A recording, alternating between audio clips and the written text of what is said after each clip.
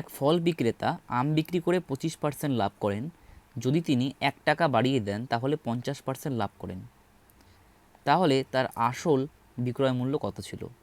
তাহলে ধরে নিচ্ছি যে কস্ট প্রাইস অর্থাৎ ক্রয় মূল্য 100 টাকা, আর এখানে কত হয়েছে, প্রফিট হয়েছে, লাভ হয়েছে কত, 25%। তাহলে প্রফিট হয়েছে 100 টাকার 25% বলতে 25 টাকা। তাহলে সেলিং প্রাইস কত হবে?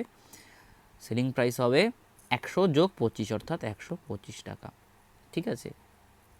যদি তিনি 1 টাকা বাড়িয়ে দেন, তাহলে এগুলো কিন্তু সব ধরা মান, এগুলো কিন্তু সব ধরা মান। এই ধরা মানের সঙ্গে কিন্তু আমরা এগুলো যোগ করতে পারবো না, 1 টাকা যোগ করতে পারবো না। অর্থাৎ সেলিং প্রাইস কত ছিল? 125 টাকা। 125 টাকার সঙ্গে কিন্তু 1 টাকা যোগ করতে পারবো না, কারণ এই 125 টাকাটা আমাদের ধরা মান কিন্তু। হ্যাঁ, আচ্ছা ঠিক আছে, বাড়িয়ে দেন তাহলে 50% লাভ করেন। আচ্ছা 50% লাভ করেন বলতে তাহলে এখন সেলিং প্রাইস কত হবে? এটা হচ্ছে অরিজিনাল সেলিং প্রাইস, এটা এখন নিউ সেলিং প্রাইস, এটা অরিজিনাল, এটা 1 দিয়ে লিখছি, এটা 2, সেলিং প্রাইস 2। তাহলে কত? 100 যোগ 100 টাকার 50% কত? 50ই হবে। তাহলে কত হচ্ছে? 150 টাকা কিন্তু এখন সেলিং প্রাইস।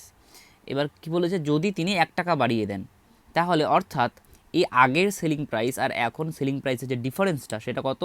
1 টাকা। ঠিক আছে, এখানে কত ডিফারেন্স দেখতে পাচ্ছি দেখো, 150 মাইনাস 125, 25। তাহলে এই 25 টাকার ভ্যালুটা অ্যাকচুয়ালি কত? 1 টাকা। 25 টাকার ভ্যালুটা অ্যাকচুয়ালি 1 টাকা, কিন্তু আমাদের অ্যাকচুয়াল মানটা বের করতে হবে। এবার বলেছে দেখো তার আসল বিক্রয় মূল্য কত ছিল? আসল বিক্রয় মূল্য কত ছিল? 125, তাই না? তাহলে এই 125-এর মান কত? ঐকিক নিয়ম করব।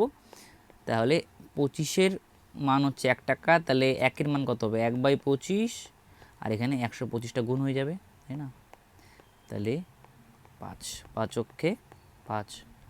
ঠিক আছে, তাহলে আসল বিক্রয় মূল্য কিন্তু 5 টাকা। বি হলো অ্যান্সার। Thank you.